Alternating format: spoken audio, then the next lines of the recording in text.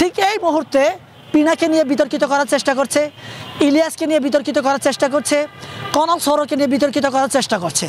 তারেক ভাই কি যুক্ত হয়েছেন কিনা আমার জানা নাই, কিংবা নূর ভাই কি এটার অংশ হয়েছেন কিনা তাও আমার জানা নেই। আমরা যারা বাংলাদেশে দীর্ঘদিন ধরে অমুসলিম হিসেবে ভিন্ন ধর্মের লোক আছি, বা এই ধর্মের যারা নেতা আছেন, তারা কেন দেশের পক্ষে কথা বলে না, কিংবা সার্বজনীন ওরা কেন কথা বলতে পারে না, কিংবা কথা বলতে কেন ওরা ভয় পায়? তার দু একটা কারণ আছে। তার দু একটা কারণের মধ্যে অন্যতম কারণ হচ্ছে অমুসলিম বা অন্য ধর্মাবলম্বী যারা আছে, কিংবা হিন্দু বৌদ্ধ খ্রিস্টান এই ধর্মের যারা নেতা, ওরা যদি সার্বজনীন কথা বলার চেষ্টা যখন করে, তখন ওদেরকে বিভিন্ন ট্যাগিংয়ের রাজনীতি করা হয়। এই ট্যাগিংয়ের রাজনীতি কীভাবে? ওদেরকে ভারতের ট্যাগ দেওয়া হয়, ওদেরকে আমেরিকার ট্যাগ দেওয়া হয়, কিংবা ভিন দেশের একটা ট্যাগ দেওয়া হয়। এই ট্যাগিংয়ের রাজনীতি করার কারণে এরা বাংলাদেশপন্থী কোনো রাজনীতি করতে পারে না। কিন্তু দীর্ঘদিন ধরে আপনারা সকলে জানেন, এই 15 বছর ফ্যাসিস্ট শেখ হাসিনাকে তাড়ানোর পিছনে বেশ কয়েকজন, হাতে গোনা 5 জন অ্যাক্টিভিস্টের মধ্যে, ব্লগারের মধ্যে পিনাকিদা একজন। বাংলাদেশে এমন কোনো ব্যক্তি নাই পিনাকিদাকে চিনে না, এবং ইলিয়াসকে চিনে না, কনক সৌরকে চিনে না, এরকম কোনো ব্যক্তি নাই। কিন্তু এই ব্যক্তিরা যখন বাংলাদেশ পক্ষে কথা বলছে, ঠিক এই মুহূর্তে পিনাকে নিয়ে বিতর্কিত করার চেষ্টা করছে, ইলিয়াসকে নিয়ে বিতর্কিত করার চেষ্টা করছে, কনক সৌরকে নিয়ে বিতর্কিত করার চেষ্টা করছে। এখন পিনাকি যদি আজকে বাংলাদেশের পক্ষে কথা বলা থামিয়ে দেয়, লাভটা কার? লাভ নিশ্চয়ই ভারতের, লাভ নিশ্চয়ই আওয়ামী লীগের।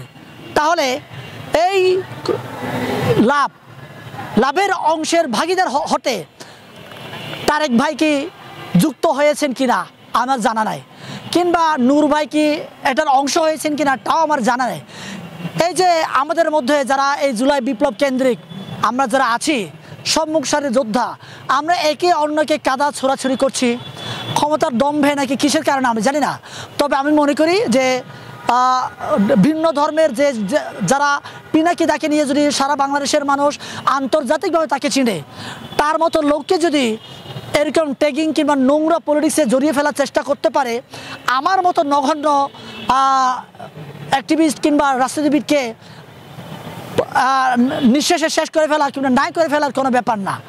কিন্তু বাংলাদেশকে যদি সত্যিকার অর্থে আপনি অসাম্প্রদায়িক এবং বহিঃশক্তি মুক্ত রাষ্ট্র বিনির্মাণ করতে চান, তাহলে আমার মতো ভিন্ন ধর্মাবলম্বী যে সমস্ত নেতা আছেন, ভোকাল আছেন, তাদেরকে আপনারা ফোকাসিংয়ে আনার জন্য, এবং তারা যাতে আরও আমার মতো পিনাকিদার মতো আরও যাতে অনেক ব্লগার নেতা তৈরি হয়, বাংলাদেশপন্থী তৈরি হয়, এই জন্য আপনাদেরকে এগিয়ে আসতে হবে। আপনারা যদি এই ধরনের নোংরা পলিটিক্স করেন, ট্যাগিং রাজনীতি করেন, তাহলে আমরা উঠে আসতে পারবো না। যেমন তারেক ভাইকে বলছি, তারেক ভাই বেশ কিছুদিন ধরে পিনাকিদাকে নিয়ে ভিডিও তৈরি করছেন, ইলিয়াস ভাইকে নিয়ে ভিডিও বানাচ্ছেন, এরকম বিতর্কিত কিছু কার্যক্রম আমি দেখতে পাচ্ছি।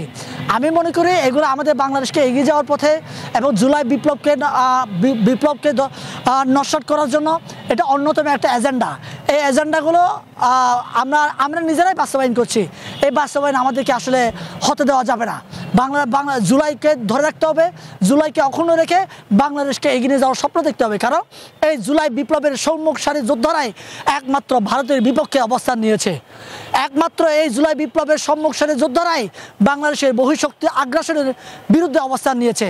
সো আমরা যদি থেমে যাই, আমরা যদি হেরে যাই, তাহলে বাংলাদেশ হেরে যাবে।